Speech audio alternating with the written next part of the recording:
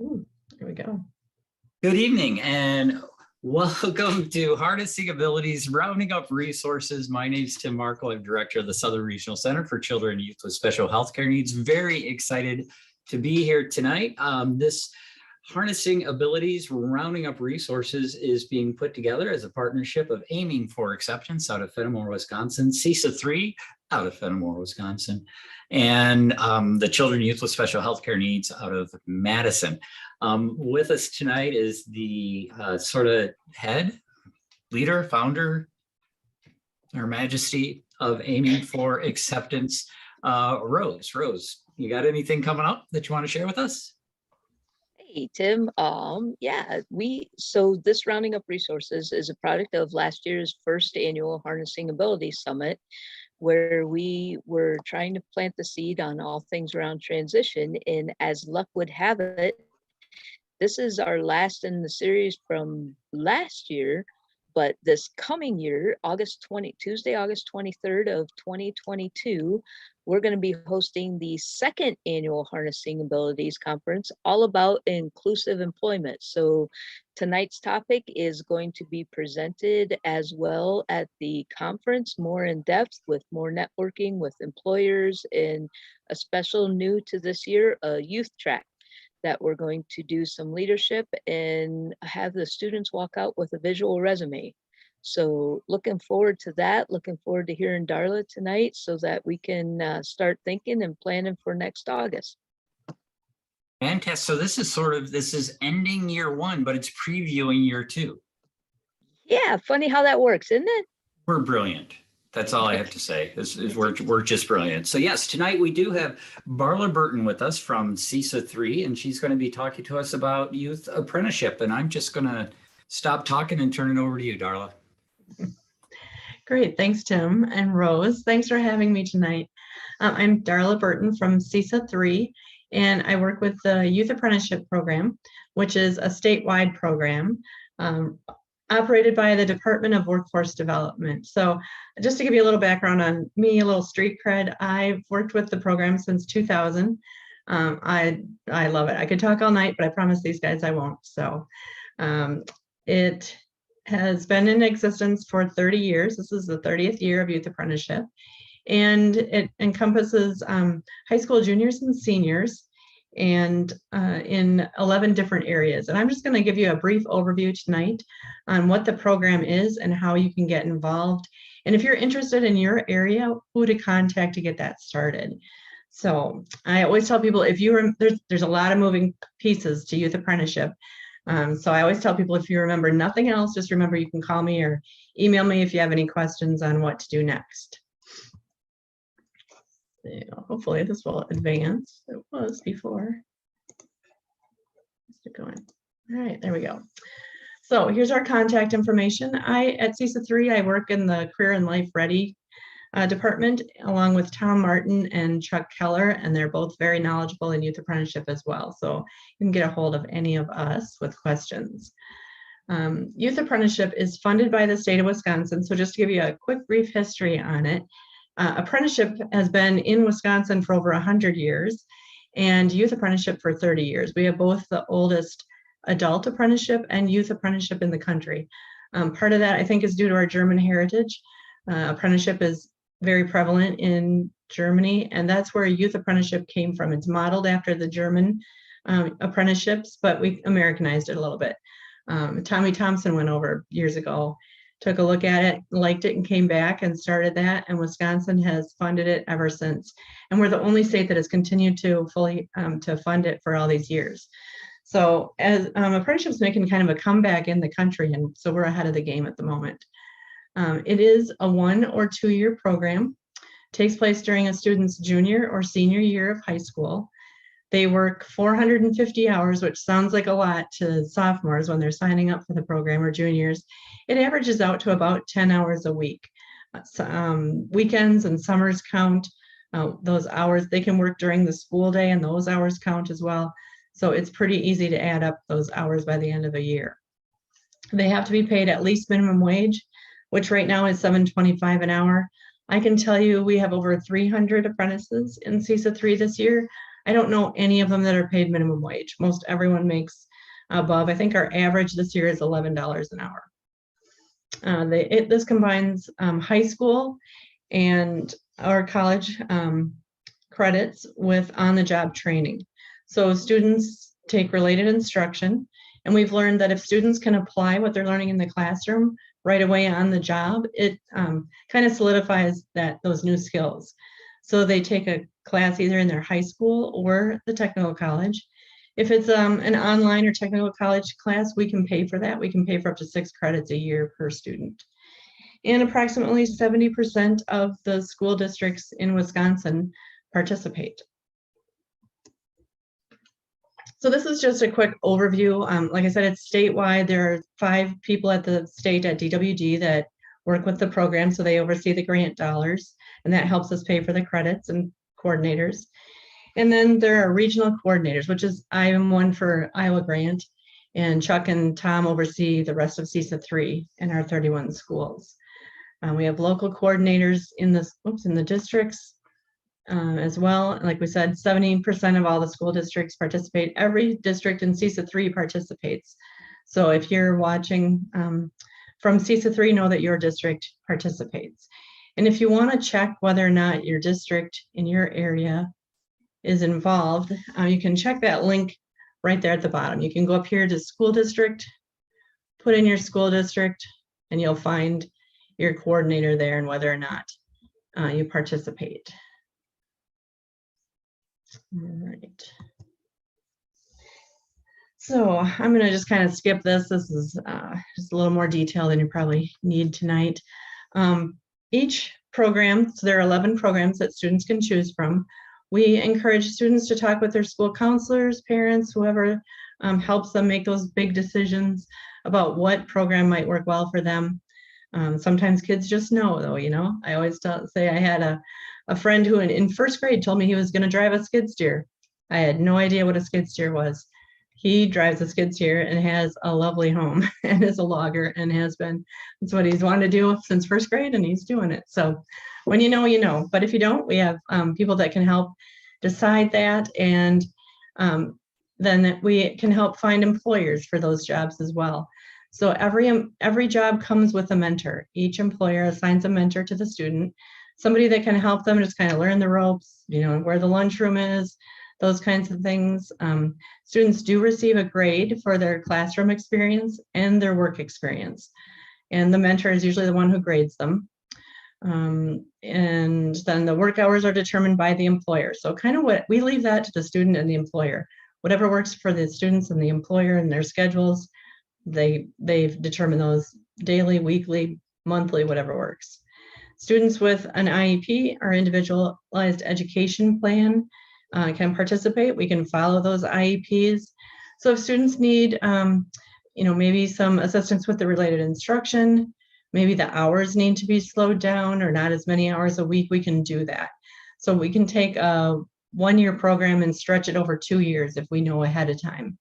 And all that takes is just letting us know. There's no extra paperwork or anything, but we do need to know in advance. The state likes to know that up front. Reasonable accommodations are encouraged. We work closely with the Division of Vocational Rehabilitation. So if students, you know, need some extra accommodations or job coaching or any of those kinds of things, we do that as well. This year we have 10% of our students have IEPs, and that's self-attestation. We don't request that formally or anything. If students want to give us that information, it's just a little checkbox. We certainly keep that confidential. They're welcome to share as much or none of that with their employers they see fit.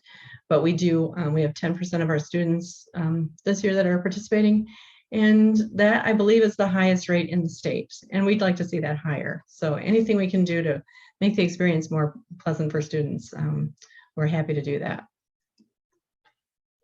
So this again, youth apprenticeship is driven by industry. So one of the deciding factors on which programs are available is it needs to be high wage and high demand. And it has to be portable in Wisconsin. So we have to be able to do it all the way across the state. Whatever works in Milwaukee has to work in Ashland as well. So employers across the state are familiar with youth apprenticeship. Sorry, I think this is on a timer. And it's been around a long time, and they know how much work and skill comes with that certificate when your student presents that certificate to an employer. And I can show you each of those pathways here. These are being updated as we speak. So right now these checklists are a little dated, but next year they're going to all be shiny brand new with updated skills. Many employers across Wisconsin have been surveyed and interviewed and asked what skills they'd like to see an entry-level person have when they come to the job. So it'll be really up-to-date skills and things that across the board will be valuable to employers. And if you click on any of these links here, you can find those skills. So we can do, I won't do that now, I guess it'll download and everything else, but you can take a look at those. If your student is wondering what kinds of things they'd be learning on the job, they just pick one unit. It looks like a lot on the checklist, but they pick one unit and the employer will work with them in the classroom and on the job during the year. They don't have to know those skills coming into the program. A lot of times kids look at that and think they have to have that coming on, but those are the kinds of things they'll learn while they go through the program. And they're always welcome to learn more or individualize it. The nice thing about youth apprenticeship now is that it's being linked to registered apprenticeship, and registered apprenticeship is the adult version. Youth apprenticeship was modeled after the registered apprenticeship. So that's where the skills and the hours and things like that. Registered apprenticeship is more like 2,000 to 5,000 hours. Plumbers, electricians. We also have in healthcare and finance. So they're really branching out and getting a lot more occupations that qualify as an apprenticeship. The nice part about that is the youth apprenticeship hours will often count, as will the classes. So it gives kids a head start into that registered apprenticeship and saves the employer some time and money. A lot of times, I think the average registered apprenticeship wage right now is $72,000 a year when they get a journey worker card. That's the average. You know, some a little more, some a little less, but the nice thing about registered apprenticeship is they are paid while they're learning. So they're paid on the job, they're paid wages while they're in class, and often the employer pays the tuition. So there's usually a college class each semester that they're taking on the job as well. So a lot of times people come out $60,000 ahead instead of $60,000 in the hole. It's a good deal. And if you ever want more details on that, we can provide those for you as well. Yeah, so again, flexible instruction delivery, like we mentioned, online classes count, local high school classes count, and the technical college class. You just have to get those approved with your coordinator before they count. So this is for any employers that are watching. If you're thinking about hiring a youth apprentice, we're happy to help with that side of it as well. Sometimes there might not be a job available right away for a student that's interested in an area. So we go out and talk with employers that might be looking to hire. We work very closely with the Department of Workforce Development and Employment of Minors. Those child labor laws have changed recently, so there aren't nearly as many as there used to be. The checklists have all been approved, and if you have any questions on those, we're happy to help with that as well. And we can answer a lot of those employment and minor questions without you having to go to the state to ask. While a student is a youth apprentice, they're considered a student learner. And this gives them a little bit of advantage over just a high school student being hired on the job. They can do work, anything that's declared hazardous, they can do incidentally.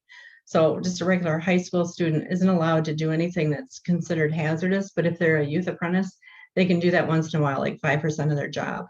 So if they need to move a car in the parking lot, if they're working for an auto dealer, normally a minor wouldn't be able to do that, but because they've been trained in safety and auto tech, they can move that car in the parking lot. It doesn't override anything that says hazardous. So those jobs, they're still not allowed to do. So running a forklift, not allowed until they're 18. And this is just a nice little checklist for manufacturing employers. We've gone through and listed all of the equipment that minors may or may not operate. So if you have questions about those, it's just kind of a nice little reference, or anytime you have a piece of equipment that you're not sure about, they're happy to answer questions whether or not it's legal. our main goal is to make sure that students are safe and employers are safe. We don't want anyone to get in trouble while being in the program, so we're extra careful about making sure the rules are followed. Nobody's going to get in trouble. So these are just some additional resources. And there's a directory here. You can find the contact for your area.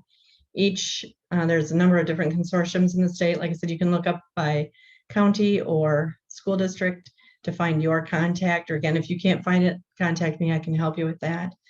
As well as the employers that are currently participating. And then this link on the bottom here is our dashboard.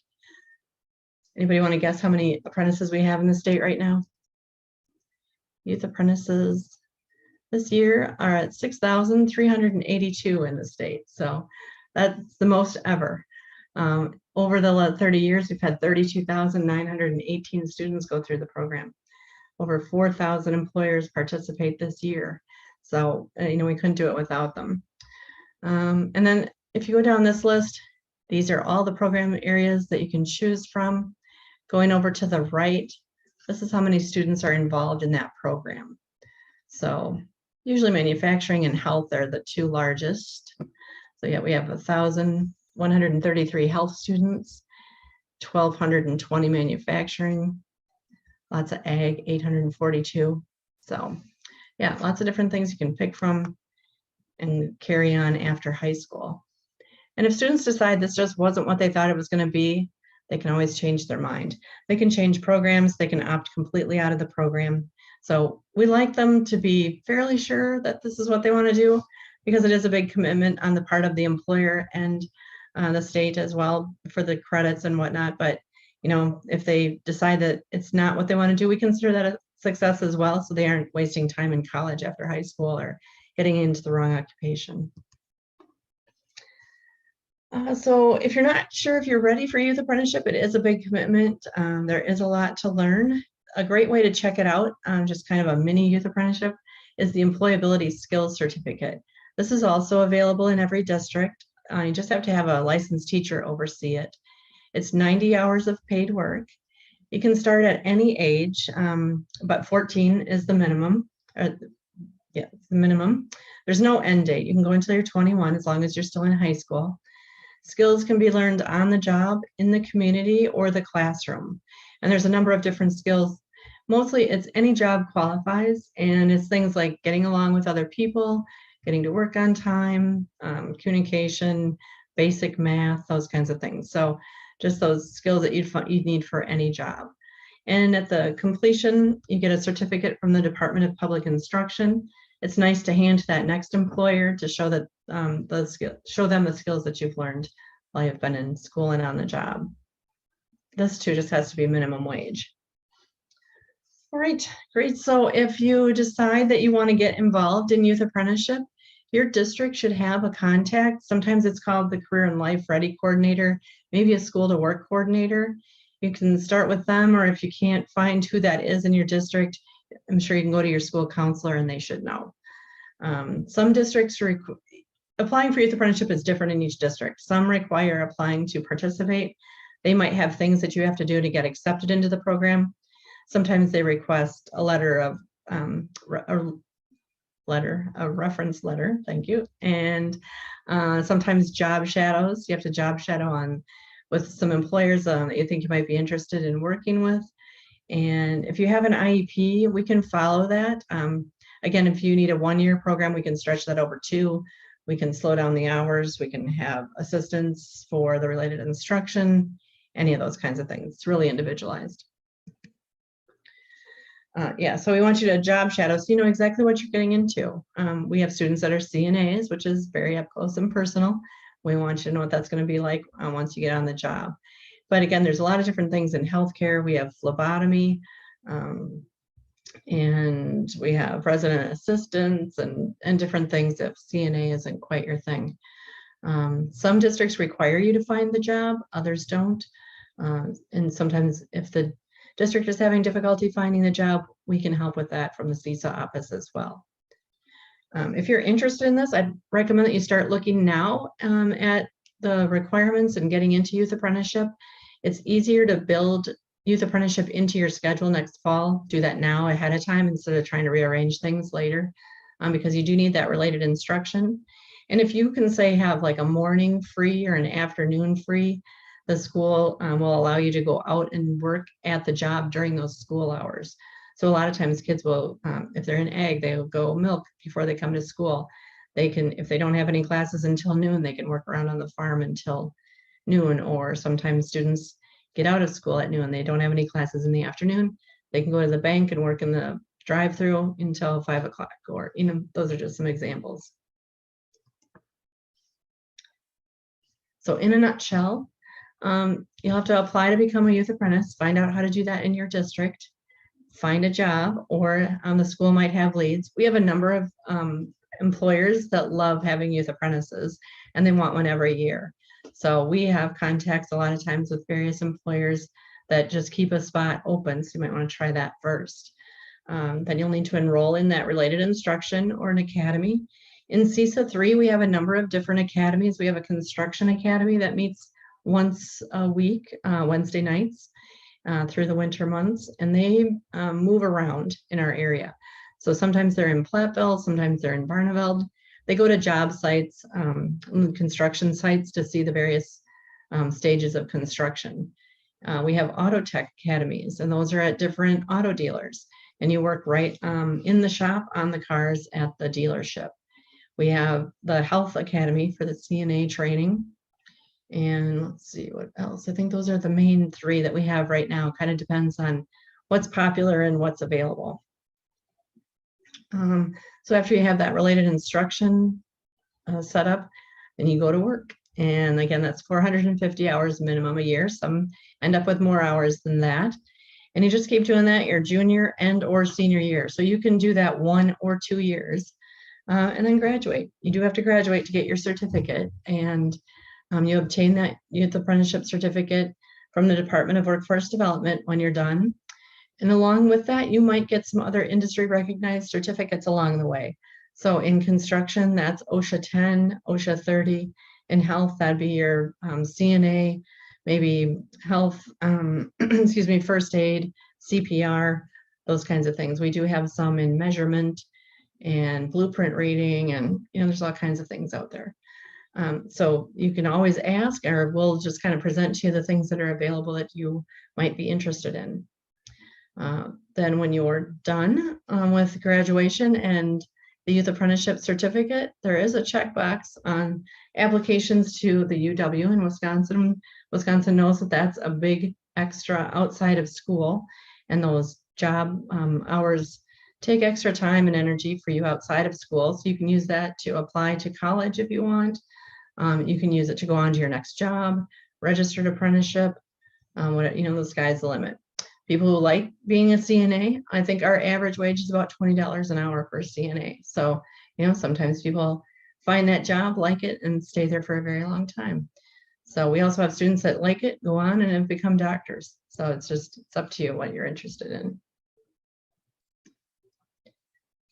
I just want to let you know that no one does this alone. Like I said, there's a lot of moving parts. Resources are ready and available. And there's a number of different ones that we can connect you with if necessary. So the Division of Vocational Rehabilitation, if you have a disability, you can apply for assistance from DVR, and they have a number of different things that they can provide depending on the individual. There is also the Workforce Investment Opportunity Act. That is economically based. So if you have financial difficulties getting to work, we can add this to it to help with uniforms, tools, transportation, all kinds of things. But there are some qualifications that you have to meet in order to access those resources, but you can ask us about that. Sometimes job coaches with DVR, job placement specialists, again, we can help find those jobs, or if students with special needs need some more accommodations, we work along with them as well. Business service consultants are with registered apprenticeship, and they help connect the person with a business that hires apprentices. So maybe after high school to get into that position if you want to go on to registered apprenticeship. Apprenticeship navigators, they can help you navigate becoming a registered apprenticeship. registered apprentice, sorry. There are a few hoops to jump through to become an apprentice, and the navigators know how to do those. So there's sometimes testing, sometimes interviews and things like that, and they know when and where those things are. So, don't hesitate to ask us if you're not sure what the next step is. There. So that's it in a nutshell. That's a lot of information all at once. Again, like I said, just know we're here for any questions. I've seen this program do wonders for tons of people. I mean, every student is changed by the end of the year. They mature, they learn skills, they gain confidence. They learn what they like, what they don't like, all kinds of things. So, yeah. Any questions? Oh, Darla, I just want to say this has been really, I had no idea that it was as big of a program as it is. I mean, that's a lot of students, and that's fantastic. What I really like is it starts to change that narrative of, okay, you go to high school and then you go to college and then you get on with life. That's not for everyone. And so it looks like youth apprenticeships could be another way to say, you know what, I really want to do this and I really want to learn more about it to make sure I want to do this. And I really appreciate that. And the way that you're including the kids with IEPs and special health care needs is just huge. For a long time, they've been separated from some of the offerings that are at high school. So I love the fact that Youth Apprenticeship is reaching out to them as well.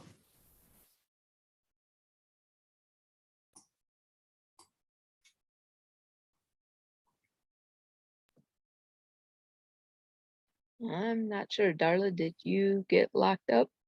Sure looks like it. Yeah, Youth Apprenticeship. There you go. Maybe if I don't share, that might help. Am I back? You are. You're back. Sorry about that. Well, thanks. You put the links there too. Great, in the chat. Yeah, we go into all the classrooms, talk to all the students. Anybody who's interested is welcome to apply and work with us on an apprenticeship. Yeah, and Youth Apprenticeship was developed for the person maybe not thinking about going on to college after high school, but wants to start out with a job a little above minimum wage. And often I think people get into it and realize it's not as hard as they thought it was going to be, or, oh, I need more training than what I thought to be able to do what I want to do. And they often go on for more. But like I said, sometimes people just really land in a nice spot and it becomes a really good job for them.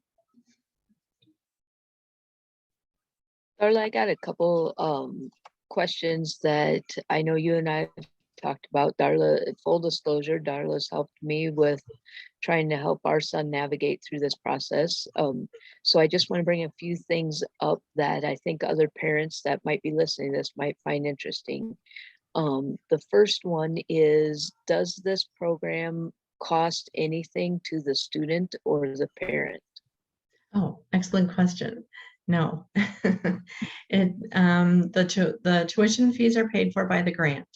So sometimes there are textbooks, but we typically check those out or can cover them with the grant as well. So the general answer is no. Okay. Students and parents students and parents are required, they're responsible for transportation to and from the job site. But again, if that's a hardship, we have resources available for that as well.